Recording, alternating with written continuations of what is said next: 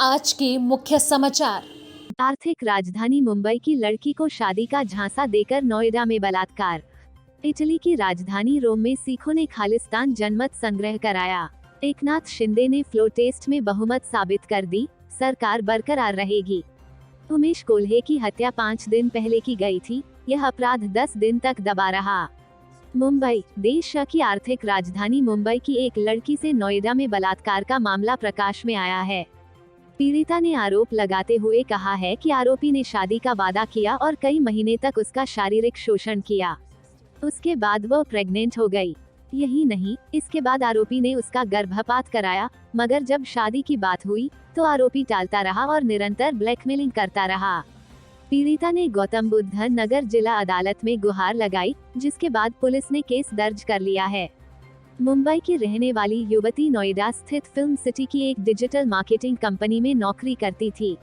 शुरुआत में पीड़िता मुंबई में रहकर ही दफ्तर का ऑनलाइन काम करती थी। इसके कुछ दिनों बाद उसे नोएडा शिफ्ट होना पड़ा। जानकारी के अनुसार, जब नोएडा में जॉब कर रही थी, तभी उसकी मुलाकात सेक्टर -18 में नौकरी करने वाले युवक से हुई। इसके बाद दोनों के बीच शारीरिक संबंध बन गए और युवक ने लड़की से शादी करने का वादा किया। आरोपी ने पीड़िता को बताया था कि उसकी शादी नहीं हुई है, जबकि बाद में पता चला कि वो विवाहित था और उसने झूठ बोला था। लड़की के नोएडा आने के बाद दोनों मिलते जुलते रहे और इसी दौरान दोनों नोएडा के सेक्टर -75 में एक किराए का मकान लेकर दोनों लिव इन रिलेशनशिप में साथ रहने लगे। आरोप है कि लगातार लड़का शादी का वादा करके उसका शारीरिक शोषण करता रहा, मगर गर्भवती होने पर लड़की का गर्भपात करा दिया। शिकायत में यह भी कहा गया है कि आरोपी ने लड़की को अपनी माता पिता से मिलने के बहाने मुरादाबाद ले गया था, जहां उसकी अश्लील अंतरंग तस्वीरें अपने मोबाइल में उतार ली। फिर उसे निरंतर ब्लैकमेल कर उसके साथ नाजायज संबंध बनाए जाते रहे। फिलहाल पुलिस पीड़िता की काउंसलिंग करा रही है और केस दर्ज कर मामले की छानबीन शुरू कर दी गई है। नई दिल्ली, पंजाब के सिखों के लिए खालिस्तान की मांग करते आ रहे अलगाववादी संगठन सिख फॉर जस्टिस की एक्टिविटीज बढ़ती जा रही हैं।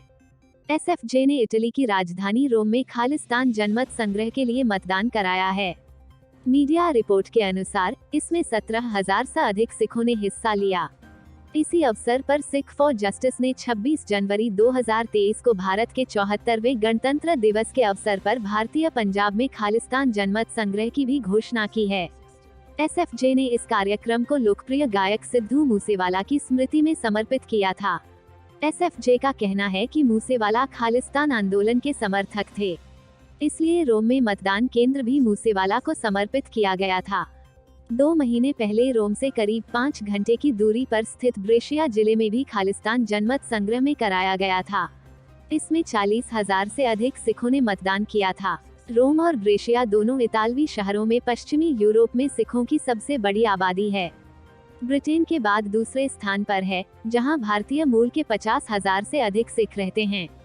बता दें कि रोम में खालिस्तान जनमत संग्रह कथित स्वतंत्र पंजाब जनमत आयोग (PRC) की देखरेख में आयोजित किया गया था। कुछ महीनों में जब इसके सभी फेज पूरे हो जाएंगे, तब रिजल्ट का ऐलान होगा। एसएफजे के स्वयंभू सरगना गुरपतवंत सिंह पन्नू ने एक बयान में कहा कि रोम में मतदान ऑपरेशन ब्लू स्टार की 38वीं वर्षगांठ के साथ हुआ, जब भारतीय सेना ने दरबार साहिब पर हमला किया और हजारों निर्दोष सिखों का नरसंहार किया था। पन्नू ने प्रधानमंत्री नरेंद्र मोदी पर सवाल उठाते हुए कहा कि नरेंद्र मोदी सरकार को स्पष्ट संदेश दिया है कि दमन से सिखों की इच्छा को तोड़ा नहीं जा सकता। पन्नू ने कहा कि भारत सरकार ने खालिस्तान जनमत संग्रह को रोकने के लिए हर स्तर पर हर संभव कोशिश की है, लेकिन ऐसा नहीं हो सका। पिछले साल नवंबर में लंदन स्थित क्वीन एलिजाबेथ सेंटर में मतदान प्रक्रिया की शुरुआत में लगभग 30,000 सिख जनमत संग्रह में शामिल हुए थे। इटली के शहर ब्रिक्सिया फोरम, ब्रेशिया में लगभग 40,000 सिखों ने जनमत संग्रह में हिस्सा लिया था। वाशिंगटन डीसी के खालिस्तान परिषद के अध्यक्ष डॉक्टर बख्शीश सिंह संधू ने कहा कि इटली में खालिस्तान जनमत संग्रह पर समग्र मतदान 8 मई को ब्रेशिया में शुरू हुआ और 22 मई को गुरुद्वारा नोवेलारा रेजियो रिमिलिया सहित अन्य स्थानों पर भी हुआ। 29 मई को गुरुद्वारा कैसालमोरानो क्रेमोना और 12 जून 2022 को गुरुद्वारा सन्निकेंद्रो दी बारी में अब तक 120,000 से अधिक सिख वोट देने के लिए आ चुके हैं।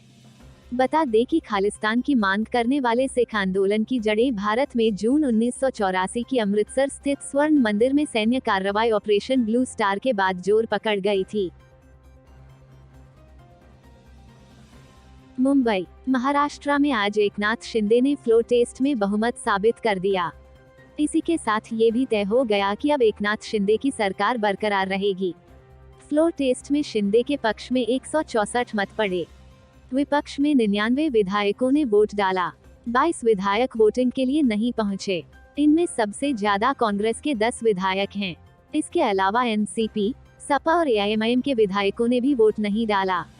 एकनाथ शिंदे को बहुमत साबित करने के लिए विधायकों के 144 मत चाहिए थे।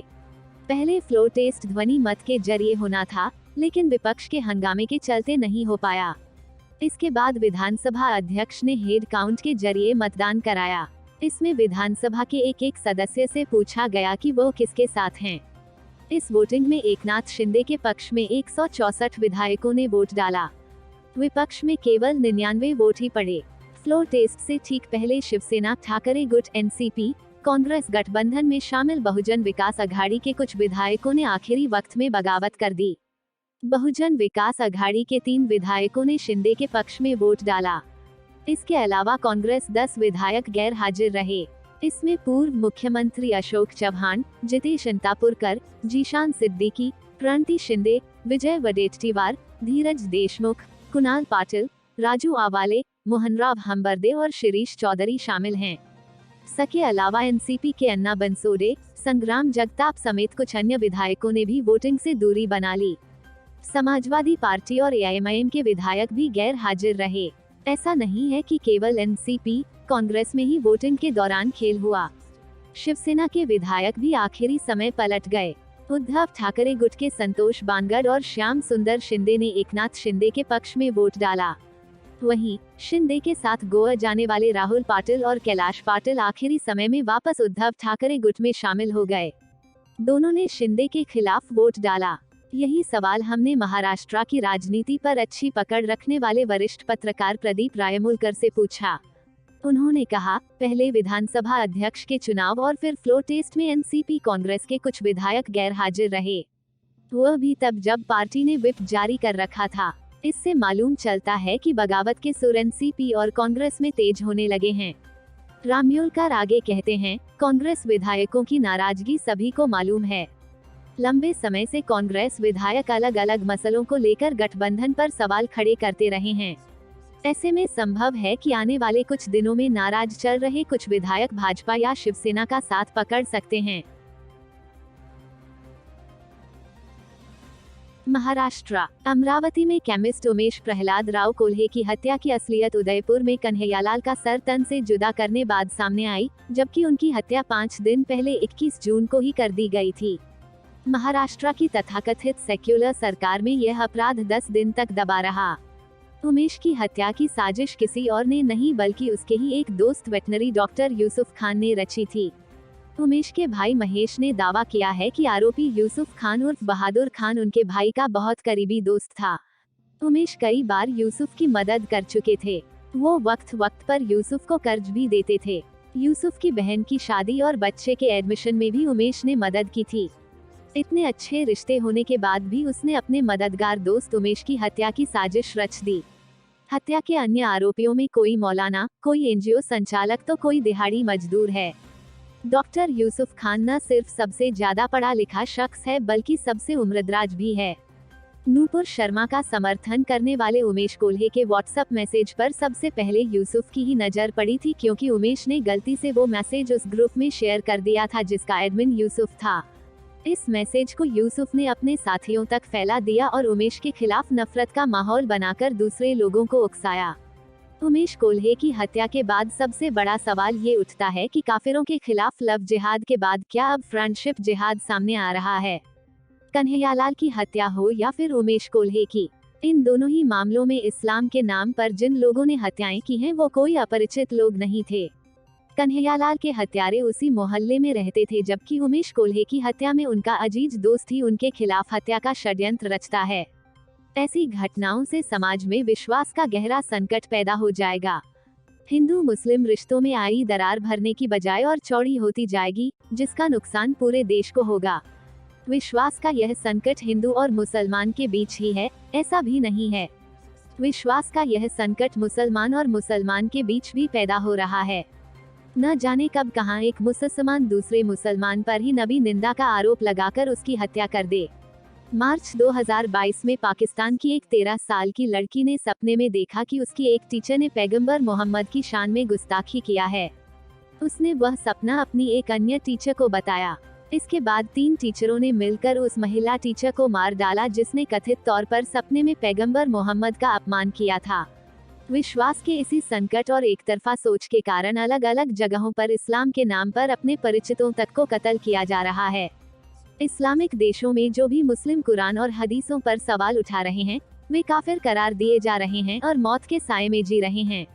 Afghanistan, Iran, Pakistan, Nigeria, Saudi Arab आदि मुस्लिम देशों में इश्निंदा पर मौत की सजा का प्रावधान है।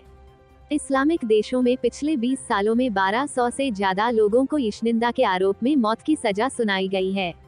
भारत के संविधान में धर्मनिरपेक्षता के साथ अल्पसंख्यकों को अपनी परंपराओं की सुरक्षा का अधिकार है। भारत में आस्तिक व नास्तिक दोनों की परंपरा है, जिसे संविधान के अनुच्छेद 19 में अभिव्यक्ति की स्वतंत्रता के रूप में शामिल किया गया है। इसलिए किसी असहमति, विरोध और आलोचना को इश्निंदा मानना गलत है। अस्पष्ट बातों पर इश्निंदा को आपराधिक मानना संविधान के अनुच्छेद 14, 19, 21 ए और 51 एच का भी उल्लंघन है, क्योंकि इन अनुच्छेदों में वैज्ञानिक दृष्टिकोण और मानवीय गुणों के विकास और अभिव्यक्ति की स्वतंत्रता की बात कही। Bureau report, Mumbai.